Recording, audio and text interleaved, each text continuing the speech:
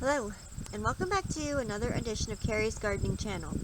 So today is September the 27th, 2019, and what I want to show you today is how to collect Xeranthemum seeds. Now, this Xeranthemum here, it went to seed, so I'm going to be showing you how to collect seeds from it. Now, this one right here, this is one of the flowers here, and I'm sorry the wind's blowing today. It's a little hard to show you when the wind's blowing, but this is an Xeranthemum seed here. They're really pretty. They're used for like dried flowers and different things. So I'm going to show you here how to collect the seeds. Now this one here, you can see it's a lot different than the bloom that's just starting to come, and it's a lot more open. You can see the center is a lot fuller. So let me get my little dish here so I can collect these seeds. Okay, so I have my seed pod here, my little dish. I'm just going to sit this down here. I'm working one-handed today for this, so I can hold the camera. So I took the seed pod off right there, and you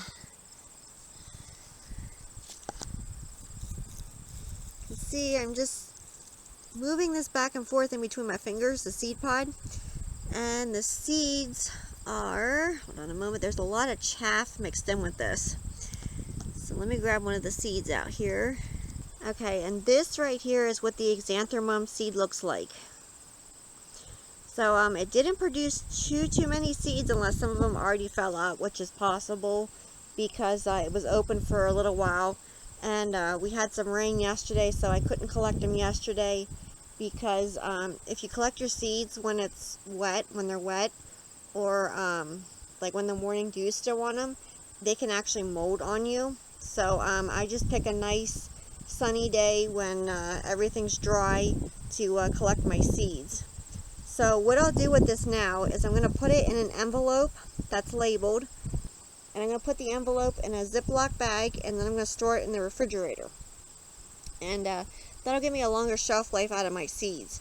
Now if you choose not to store your seeds in the refrigerator, you can just store them in a box in a cool, dark location, and you want to make sure that it's they're not going to get wet or anything like that.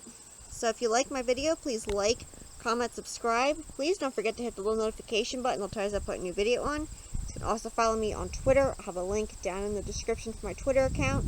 Thank you for watching, and I hope you have a nice day. Bye.